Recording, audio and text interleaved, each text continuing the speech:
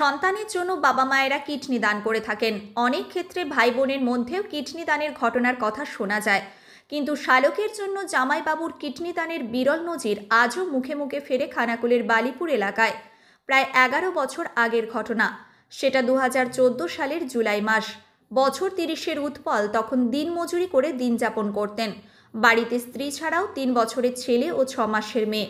চিকিৎসকরা জানিয়ে দিয়েছিলেন দুটো কিডনি নষ্ট হয়ে গেছে। নতুন কোনো কিডনি প্রতিস্থাপন করতে না পারলে কোনোভাবেই বাঁচানো সম্ভব নয়। আর তাতেই আকাশ ভেঙে পড়েছিল উৎপলের পরিবারে। সে কথা জানতে পেরেই কোনো রকম ভাবনা চিন্তা না করেই নিজের একটা কিডনি দিয়ে দেওয়ার কথা জানিয়েছিলেন উৎপলের জামাইবাবু তথা পার্শ্ববর্তী বালিপুর গ্রামের বাসিন্দা সুনীল মণ্ডল। বিঘে 2 জমিতে চাষ আর দিনমজুরি করে তাদের সংসার চলত, কিন্তু পিতৃহারা শালককে বাঁচাতে নিজের একটা কিডনি দিতে এতটুকু তার দ্বিধা হয়নি। তবে বাদ সাথে প্রতিস্থাপনের খরচ, আর সেই খরচ জোগাড় করতে গ্রামবাসীদের সঙ্গে নিয়ে ঝাঁপিয়ে পড়েছিলেন স্থানীয় মিতালি সংঘের কর্মকর্তা ও সদস্যরা।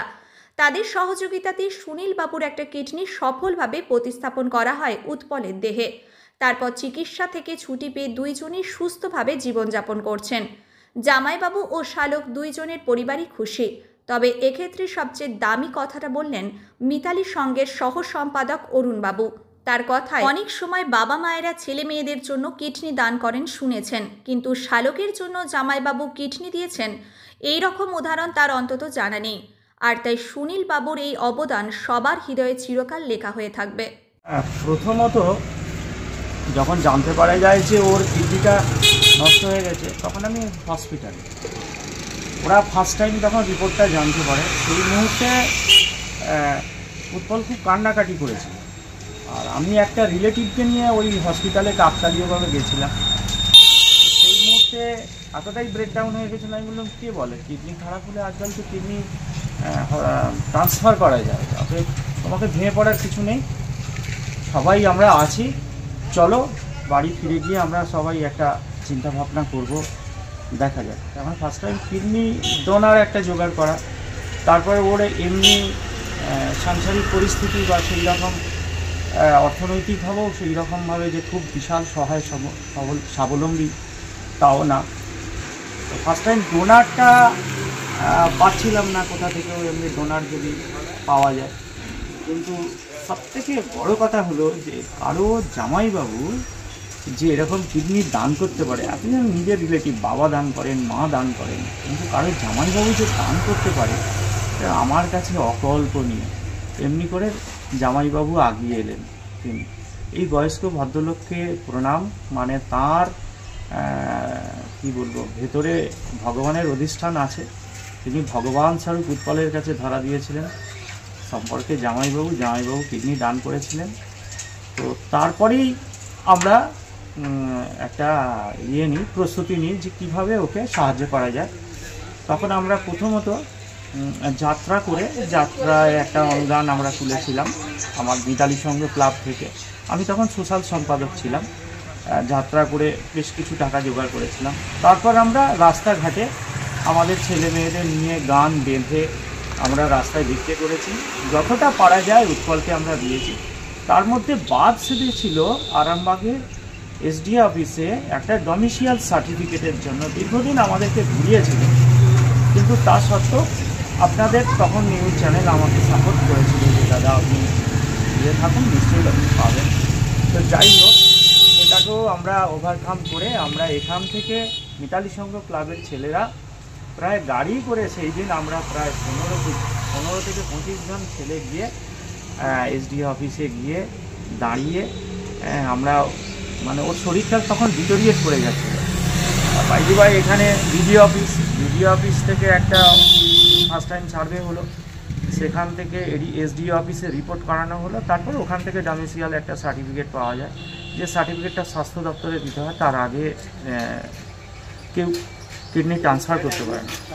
তো এই সার্টিফিকেটটা জোগাড় করতে আমাদেরকে হিমশিম খেতে হয়েছিল, কিন্তু সেটা আলটিমেট পাওয়া গেছিলো।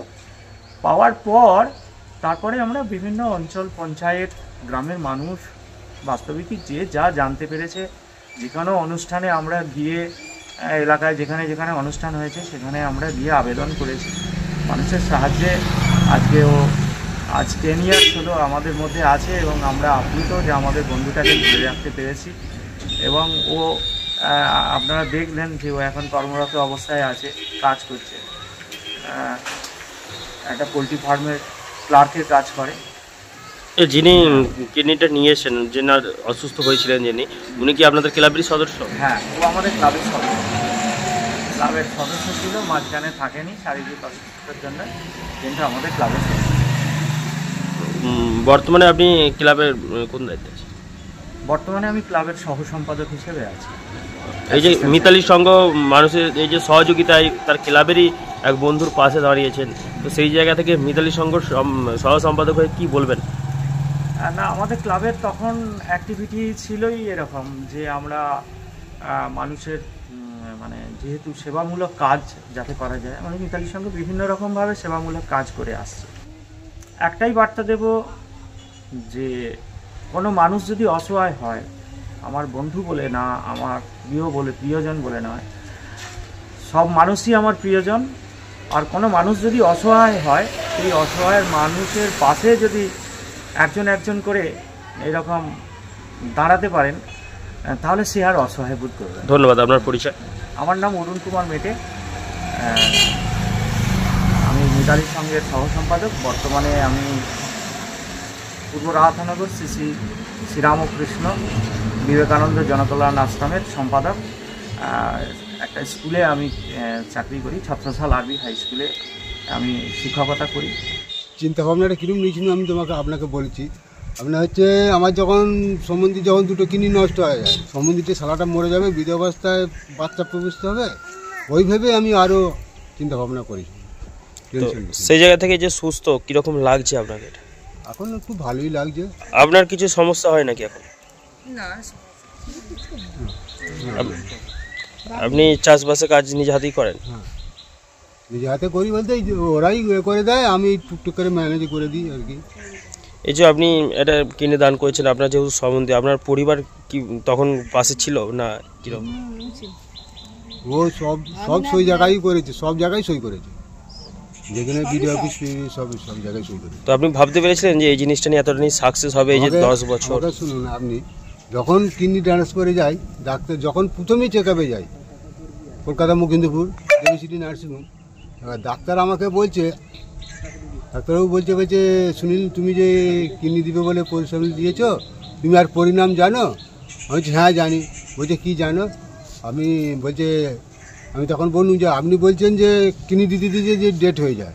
আমি তখন বললুম ডাক্তারবাবুকে বলেছি, ডাক্তারবাবু দেখো, কিডনি দিতে দিয়ে ডেট হয়ে যায়, উপরওয়ালার কাছে যদি আমার লেখা থাকে, লাল কালির দাগ থাকে, আমি ওই টেবিলেই চলে যাবো, নাহলে আমাকে কেউ রোধ করতে পারবে না, আমাকে কেউ মারতে পারবে না।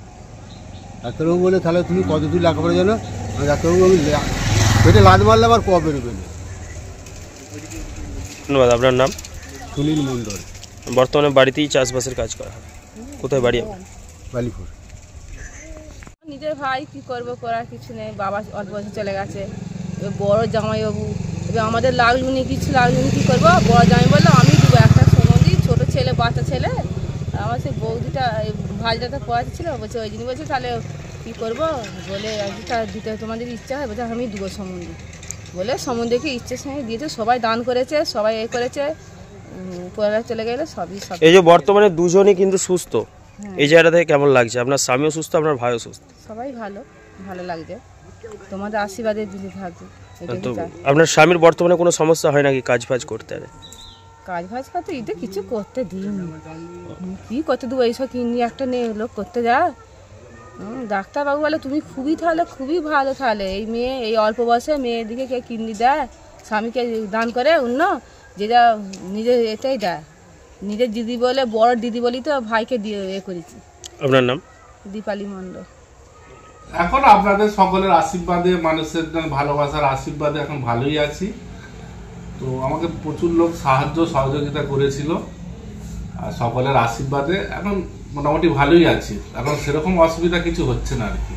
শারীরিকভাবে কি আপনি পুরোপুরি সুস্থ রয়েছেন? শারীরিকভাবে সুস্থ, মেডিসিনটা যেমন চলে ওটা চলতেই হবে, মেডিসিন প্রত্যেক মাসে মেডিসিন চলে। আপনাদের সারা ভালোই পড়েছিল, নাহলে আমি আর এত সুস্থ হয়ে উঠতে পারতাম না। আপনাদের চ্যানেল আরও ভালো হোক, উন্নতি হোক, সকলের কাছে এই কামনাই করি আমি।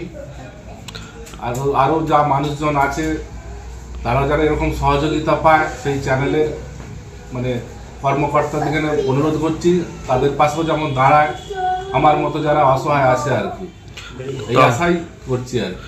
তখনকার বাজারে কত টাকা খরচা হয়েছিল বা কি করে এই টাকা জোগাড় হয়েছিল? মানুষের সহযোগিতা পেয়েছি, প্রচুর সহযোগিতা করেছে আমাকে। আমার আশপাশে 2-4টে গ্রামের আরও দূর দূরান্ত থেকে লোক আমাকে প্রচুর সাহায্য করেছে। বিশেষ করে আমার মিতালি সংঘ, ওদের প্রেরণায় আমি আজকে সুস্থ হয়ে উঠেছি আর কি। তখনকার বাজারে কত টাকা খরচা হয়েছিল? মোটামুটি 13 লাখ। এই 13 লাখ টাকাটা কি করে তুলেছিলেন? আমার একটা অ্যাসেট ছিল, অ্যাসেটটা দিয়েছিলাম আর কি। পুরোটাই কি আপনার অ্যাসেট থেকে খরচাটা করেছিলেন? আমার পুরোটা নয়, আমার কাছ থেকে কিছুটা দিয়েছিল, মানুষ সহযোগিতা করেছিল আর কি, প্রচুর লোক সাহায্য করেছে আমাকে।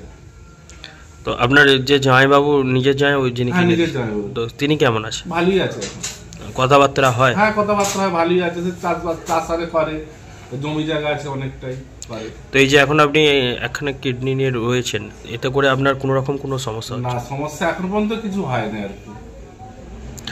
ধন্যবাদ। আপনার নাম? উৎপল বেরা। আজ থেকে কত বছর আগে কিডনি লাগিয়েছিলেন? 2014-তে। 2014, প্রায় 10 বছরের বেশি হচ্ছে।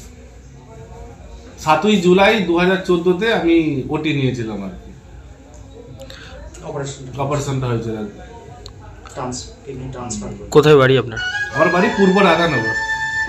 শীততাপ নিয়ন্ত্রিত অত্যাধুনিক রেস্টুরেন্ট ময়ূখ রেস্টুরেন্ট। এখানে পাবেন চাইনিজ, পোলাও, বিরিয়ানি, তন্দুরি সহ সমস্ত রকম খাবার।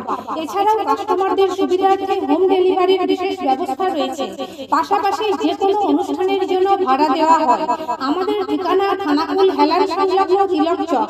Phone number 8617492616, 9732162360। সেরা খাবারের স্বাদ পেতে আজই আসুন ময়ূখ রেস্টুরেন্টে।